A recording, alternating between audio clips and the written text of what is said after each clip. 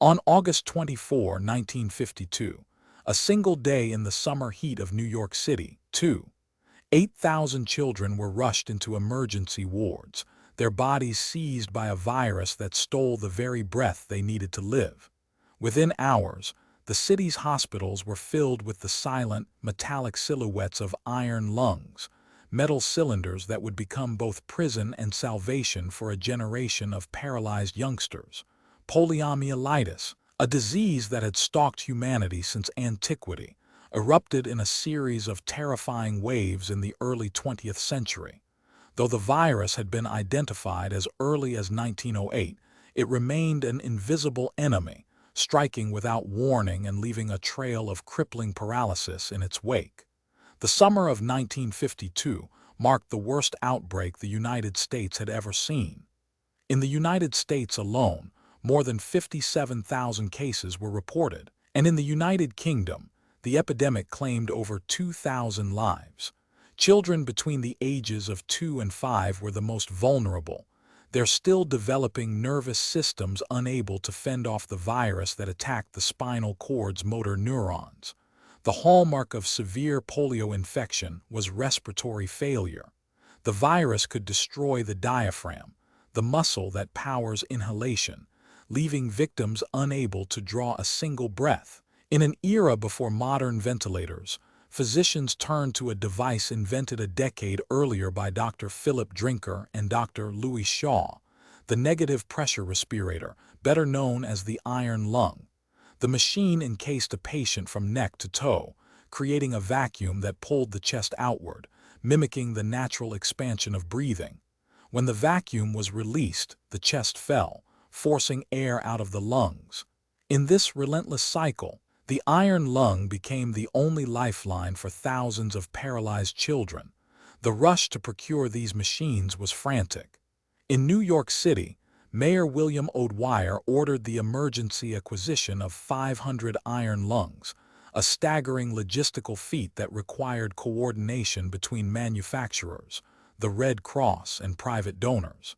In other cities, makeshift hospitals sprouted in school gymnasiums, church basements, and even the aisles of department stores. By the end of the summer, more than 12,000 patients were confined within the humming steel cages that hissed with each inhalation, their faces illuminated by the dim glow of fluorescent lights. Medical staff faced a monumental challenge: how to manage a disease that could claim a life in minutes, using a device that required constant monitoring. Nurses learned to read the subtle rise and fall of the metal cylinders, to adjust pressure levels for each child's unique physiology, and to keep the patients hydrated and fed through nasogastric tubes. Doctors, desperate for a cure, turned to experimental treatments. The most promising, an antiserum derived from horse-derived antibodies, offered only temporary relief and carried the risk of severe allergic reactions.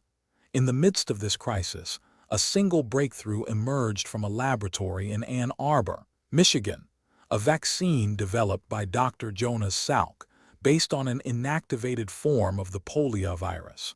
The Salk vaccine entered a national trial in 1954, a monumental study that involved more than 1.8 million children across the United States. The trial was a watershed moment in medical history, employing a double-blind, placebo-controlled design that set the standard for future vaccine research. Children received either the vaccine or a harmless saline solution, and their health was meticulously recorded over several years. The results, announced in April 1955, showed a 95% reduction in the incidence of paralytic polio among the vaccinated group. The triumph was celebrated with a massive public health campaign, and the iron lung, once the sole bulwark against death, began its slow retreat from the front lines of medicine. Yet the story of the iron lung did not end with the vaccine's success. Autopsies performed on the victims of the 1952 epidemic revealed the devastating pathophysiology of the virus. Pathologists discovered that the poliovirus targeted the anterior horn cells of the spinal cord, annihilating the motor neurons that controlled the diaphragm and intercostal muscles. In many cases, the virus also inflicted inflammation in the brainstem, compromising the reflexes that protect the airway. The post-mortem findings clarified why some patients could be weaned off the iron lung while others could not. The extent of neuronal loss determined the permanence of respiratory paralysis. These insights propelled further research into neurorehabilitation and ultimately laid the groundwork for modern mechanical ventilation. The aftermath of the epidemic reshaped public health policy. In the United States, the National Foundation for Infantile Paralysis, later renamed the March of Dimes, channeled unprecedented funds into vaccine development and disease surveillance.